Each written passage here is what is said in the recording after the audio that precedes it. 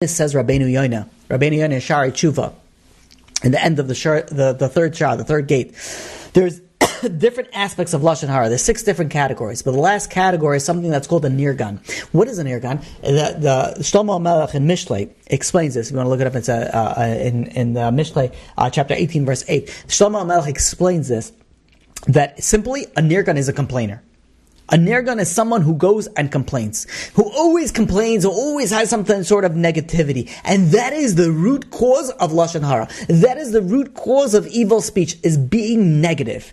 And that's why, who wants life? You want to know who wants life? See good. If you see good, you'll enjoy life. You'll appreciate life. You'll love life. But if you're a negative person, if you're a down person, you won't be able to appreciate life.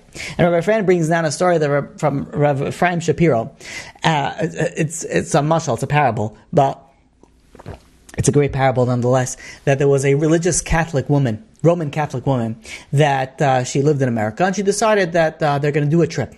Saved up a lot of money, they're going to go a trip to Italy, to visit Rome, to visit the Vatican, to visit the Pope. So before she flies out, she goes to her hairdresser. She wants to make sure she got her hair done. She looks all good for the Pope. She makes sure she looks all good for her trip. And she's sitting over there. She's chatting with the hairdresser. And the hairdresser is saying, "So where are you going? What's the occasion for this?" She says, "I'm going to Rome. I'm going to Italy." And the hairdresser says, "Italy? Oh my God, what a disgusting, that place is filthy. That place is disgusting. There's litter all over. The people are so not nice. It's a terrible city." "How are you flying?" the hairdresser asks. She says, "Oh, we're flying, whatever, United, Continental, pick your, fancy." And she says, "Well, you're flying Continental. You're flying that airline? That airline is terrible. The seats are so cramped. You barely have ability to breathe. The air conditioning is so low over there. The cushions are not good. The flight attendants are always in a bad mood. Oh, I can't believe you're flying with this, this flight, with this airline." So the hairdresser says, "So where are you staying?" So she names a certain hotel. Saying, "That hotel, oh my gosh, I've been to that hotel. What a dump. That place is everything. Well, it's so terrible. There's nothing good about that hotel." And she's like, "You're going to Rome. You're going to all this trouble. What's your main purpose of the visit?" She says, "Oh, I want to go to the Vatican. I want to visit the Pope." And she said, I signed up that I'm able to have a private session with the Pope." The hairdresser started laughing. He said, "You're going to have a private, it's going to be you and 5,000 other people having a private session with the Pope." And she finishes her hair, and she goes on. Meanwhile, this woman flies to the Vatican, meets the Pope, does everything, comes back, about 6 weeks later to do her hair again. And the hairdresser says, "So, how was your trip? Was it everything that didn't I warn you?" So she was like, "How's your flight?" So she says, "Oh, the flight was overbooked. And what happened is that they ended up bumping us, not to business, but they bumped us to first class. And, lay flat seating. We were able to eat on nice plates. This unbelievable, the chef prepared us this food." And, the hairdresser's like, "Okay, so what about the hotel?" And they were like, "Oh, the hotel was, our room wasn't ready. There was issue with construction. They ended up bumping us from one level to another. We ended up in the presidential suite. We had the view that's unbelievable. The room was magnificent. It was huge." And she's like, "So what about Rome? Didn't I tell you it was so messy?"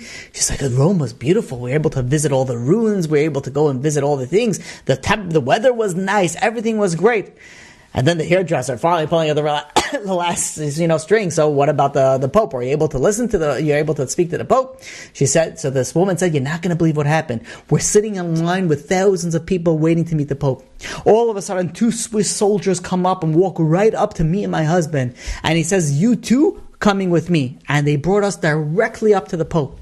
And we sat, us and another couple, just us, 4 people. We were sitting with the Pope. And the Pope was going and telling us, 'I noticed that you guys are from not around here. You guys from America. I want to say how grateful that we are that you guys travel so far to come and visit us over here. It gives us tremendous amount of chizuk,' the Pope says. He didn't use that word, right? I'm paraphrasing. He says, 'It gave us tremendous amount of chizuk that you're coming over here.' And he starts speaking about it. He says, 'It's so amazing, everything that you've done.' He says, 'But I got to ask you a question.' He says, 'You flew so much, you did so far, but one thing that's bothering me so much, and that's why I called you over. Who did your hair? It looks terrible.' And the Pope, this is what she's telling to the hairdresser. And the nimshal, the lesson that we learned, someone that's a negative, someone that's a downer, someone that's always looking at the negative, their negativity is all around them. They're not able to accomplish a lot in life. They're not able to do a lot in life. They're always negative. Someone that has positivity is always able to accomplish more, is always able to conquer more, is always able to do so much more. I've met, Baruch Hashem, so many people in my years of speaking and dealing in the public, and you see people that are negative, people that are down, people that are depressed, for whatever reason, and they are stuck in their corner. And then you meet people that are happy that shouldn't be happy, or that are confident that shouldn't be confident, and they're accomplishing things that you would never have dreamed of them being able to accomplish. And it all depends on the mood. It all depends on how you perceive things and how you see things. And if you're able to see things in a positive, then it takes it into your mind. You're in a better mood. If you're in a better mood, you're able to accomplish more. There are plenty of studies done. There are studies upon studies are done that people that are more productive, more efficient, and they do better at whatever that they're doing if they're in a better mood. You'll be a better mother. You'll be a better father. You'll be a better, teacher. You'll be a better everything if you're just going to be a better mood. And what brings down a lot is the way that you perceive things, the way that you see things. And if you see things in a positive way, then you are going to be successful. If you see things in a negative way, you're going to fall yourself to the dumps and you're not going to be successful, even at your profession, even of what you do.